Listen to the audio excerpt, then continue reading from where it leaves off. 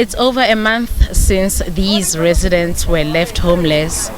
Their homes were unlawfully demolished after it was discovered they were illegally built on City Power's electrical servitude. They received a warning from their ward councillor on Sunday, August 24th, that their houses will be demolished.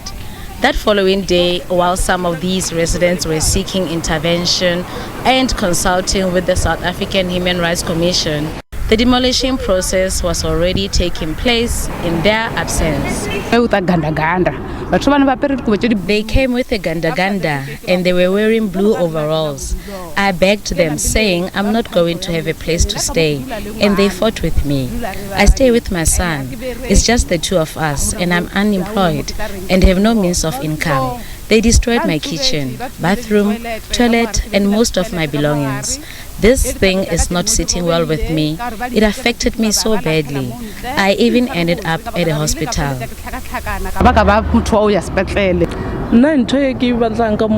All I want is my house. Right now, I'm homeless and share a one-bedroom with another family. So right now, I just want my house to be rebuilt so that we can continue living the way we were with my family. A prolonged power outage in the area is said to be the cause of the demolishing. What happened there was that there was an outage, and one of the section of the community was basically in the dark for over 2 weeks because we could not access the point where the outage was coming from. So we were not able to fix that outage due to the structures that were built under our high voltage cables, but also on top of other cables that were running on the ground. And so for us to be able to access those cables, the house that was built on top of those were supposed to be removed because they were illegally built on top of that. The Human Rights Commission represented 9 households comprising 27 people. 3 households of the 9 were demolished and the other were not demolished.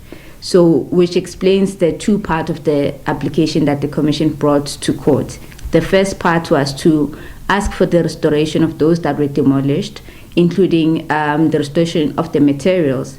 And the second part of the application was to ask for an interdict, which is essentially an order stopping the city from doing any further demolitions. The right to not have your home demolished, it comes straight from Section 26(3) of the Constitution. And over the years, we've had court rulings that explain that you can't demolish without a court order. All the intervention of the Commission eased the anxiety of these residents. Others are still living in fear.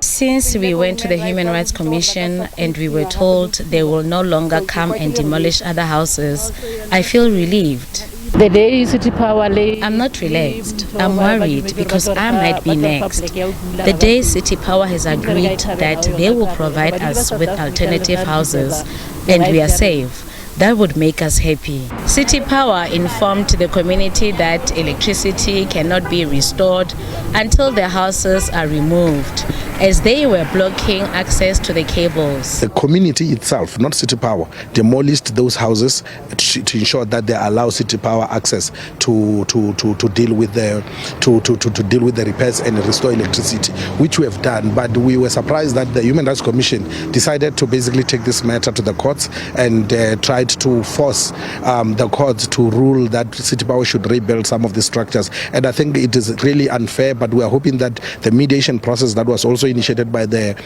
courts can also be able to maybe shine even the light on the problem that we are facing as City Power. That's what the Prevention of Illegal Occupations Act says. If someone is already there and they are there unlawfully, you need to go to court to obtain an order that will allow you to then remove them. And the importance of that court order is because there's going to be judicial oversight. There's going to be a judge who's going to know who is being evicted, what are their circumstances, what's going to happen to them. And that's the importance of it. But most important from this court order is that the court has then referred the matter to SABC and the National Prosecuting Authority for investigation in terms of Section 8(1) of the PI Act. So what this section says is that to demolish or to evict someone without a court order is a criminal offense. These residents say they rely mostly on solar for power and don't have electricity in their households. They hope the restoration process will be speedily implemented so that they can also have their homes back. Refilwe Mekoa, SABC News, Alexandra Township, north of Johannesburg.